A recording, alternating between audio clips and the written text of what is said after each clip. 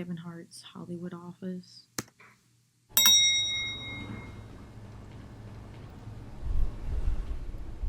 He is such a head ass, bro. Hey, D, what's going on? Kevin Hart here. I want to welcome you guys to Heartbeat. What are you going to see? Well, why ask me when I can just show you? Come on, follow me.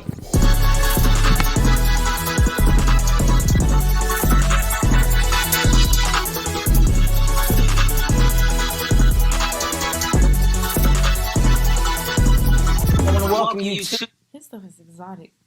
We call our Heartbeat bar. The concept around this particular space is for those all around us to gravitate here. I love the feel of modern, something that presents an environment that people not only feel like they can be in, but they want to sit in, they want to stay in. I don't want a bunch of walls. I want open spaces. I want a lot of glass. And if it's an open space, He's too materialistic. You can just tell. see people being collaborative and communicating and talking, well, guess what you're going to do? You're going to do the same thing. Energy feeds off of energy. I've had a lot of success with interior design in my home, and that interior designer that I use in home had a great relationship with a woman named Kyle Williamson. And Kyle Williamson, in turn, ended up doing Hart House. I then told Kyle, come in, let's do the same thing here at Heartbeat. And she created an amazing design, an amazing look, feel, and flow along the guidelines of what I felt the colors of Heartbeat were and what I felt the theme of our company should be, which was an atmosphere of together, one of creative, more importantly, one of fun and funny. It's a fun space. It's a space of drinking, alcohol. This is not a plug, but Grand Cormino is behind me, which just so happens to be my tequila. And the only thing that I allow my employees to drink, not that we have problems, just that that's what I allow. Maybe, you know what? If that came out weird, just understand hard work tastes different, and we celebrate it. Now, at this point of the tour, we are in my Sorry, y'all. I had to get me some food. studio. This is a very important piece of the puzzle of Heartbeat. Why? Well, because when I bring talent into the building, well, I can now interview the talent. And that interview talent is highlighted on gold mines. Or if I wanted to, I could switch gears and we could do straight from the heart. And you know what I love about it too, man? I love that not only the chair is comfortable, but they make me feel tall. That's very important to me, right? It's not about sitting in a chair. It's about not getting lost in the chair. You see that? I look big. I look very big here. Some chairs you sit in, you go all the way back, you look stupid. Not here, and this mic adjusts wherever I want it. We spent $17 million on this microphone. He has insecurity on his height.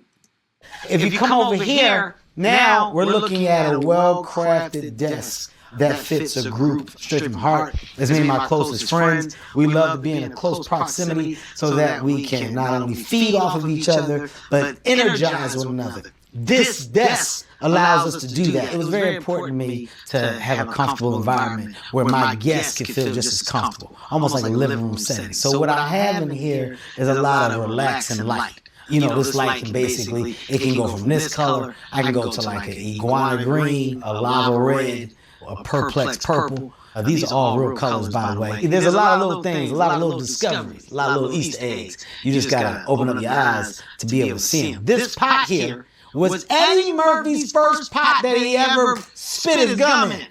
We found it.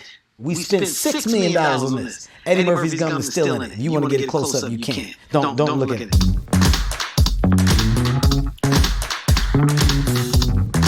Come in here. Whoa!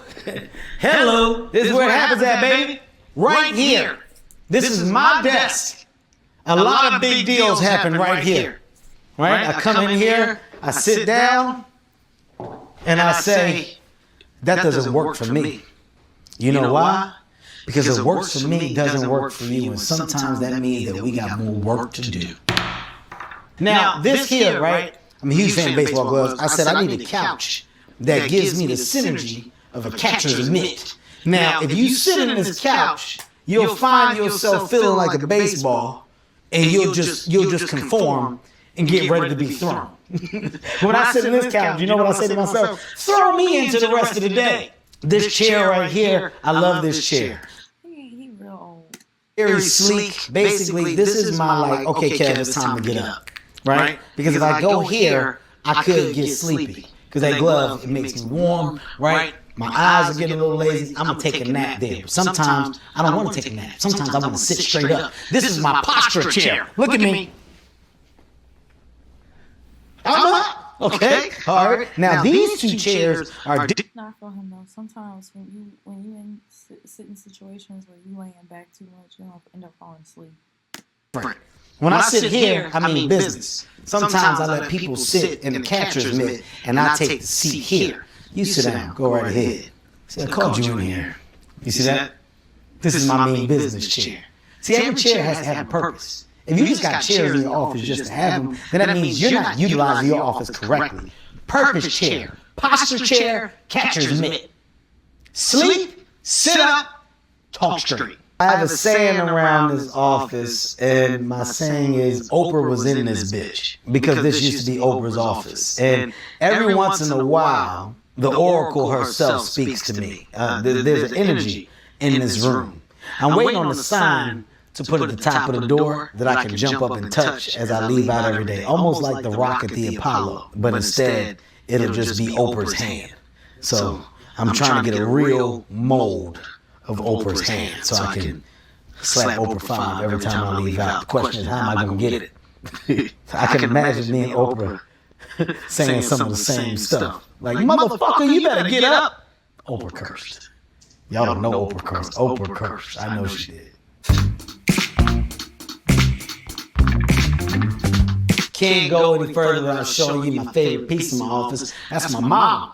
This is a hand-drawn picture that was given to me years ago that I fell in love with and I kept, got it framed, and it's followed me through every office space that I've had. You know, there's been times where I've actually heard my mom say, Oprah was in this bitch too. So it's a shared energy there. Okay, come on in here. Now this is my little beauty area, right? If I need a haircut, I get in this chair right here, and the bar come in, zip, zip, zip, zip, zip, zip, zip, and I come out looking like a dime. This chair is from North Philadelphia's finest barbershop called Cuts and Shuts. You know, that's where basically I was born and raised. Seen a lot of things happen there, right, in that area. There was a lot of good, a lot of bad, but I made it out. So I went back and bought this chair. Chair cost me $785,000. This is where the magic happens. Sometimes I don't want to go home and get dressed, so I just make it happen here. You know what these are? Hustle hearts. Mm-hmm. You didn't expect to see that, did you? These are my first Nike collabs. You know, I'm an athlete. One of the few only comedians that ever have their own athletic shoe. It's never been done before. History. This is a basketball with heartbeat on it. 5 out of 100. This was a limited edition. They gave these out to all of the best players in the NBA that made it to the Hall of Fame, that did amazing things. Because only the best athletes can have a heartbeat basketball. It's a fact check. Go look it up if you don't believe me or not. Oh, this right here is the jersey I had on when the Eagles won a Super Bowl. Eagles. Eagles. By the way, don't look at that footage because I may have been drunk. Okay. My tour clothes. These are from Irresponsible. A phenomenal tour. These are in my office just in case anybody ever want me to perform. Quick change. These are like my talk show suits down here. Yeah, this is a suit that I had on when I did Jimmy Fallon. This is when I did Ed Sullivan. Don't fact check the last one. All right, so this here is a really cool space that we have. Another bar, another nice sitting area. You'll notice a digital board. On this digital board, we can put cool things, whether it's movies coming out, TV shows that are premiering, things to watch out for in this particular time. We said, welcome, Architectural Digest team. That's a message for you guys. The reason why that digital board is there, because a lot of things that we sometimes screen, well, we can market and promote there to ultimately bring people in here. If you notice out here, you see like a lot of the movie posters or TV posters to the things that our company has produced. But if you follow me in here, this is our theater. So this is where we come, we screen, we view. After screening, we talk about it, we give notes. There's feedback. I love this space. I always sit in the back in the corner. I like to watch everybody. So this is my first time sitting in this chair, actually. Not bad. Oh, can I get a drink from the bar and bring it in here? While we are screening? No. After the workday is complete, you can do what you want. That's why it's there. Now, when you come out of here, sometimes you may say, well, that was good. Let's do a toast. And I get everybody to the bar because we watched my project. I think Kai made this room blue because she loves clouds, light clouds that ultimately turn dark after rain. She's a deep thinker. This is actually a very cool room. This is like an exec breakout room. Also, what I like to call this room is an in-the-cut meeting environment. If you're with a client that you kind of want to be a little more low-key about, or a talent that you want to be a little more low-key about, this is a space that provides that. It's just comfortable, it's chill, and there's no excuse not to be relaxed, drop your shoulders. This furniture here is Casina. It's a nice creative space, and more importantly, once again, a comfortable environment to work. All right? Not to be confused with home. It's work. Okay? Make a note of that. I've taken 7. I just don't know why his office has to be this big. So that couch. That couch needs to go. Because it's too comfortable. It's the only thing I fell asleep on in this building. And sleep is not welcome here.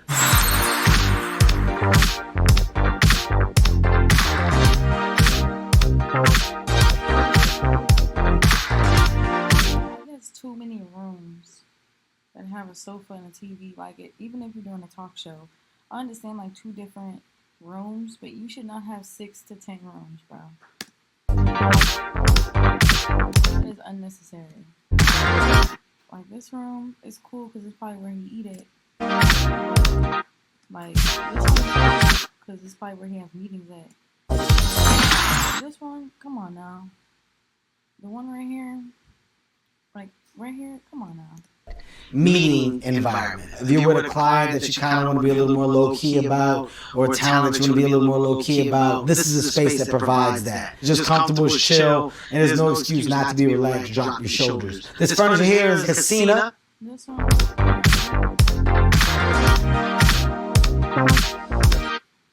Told you how to be happy.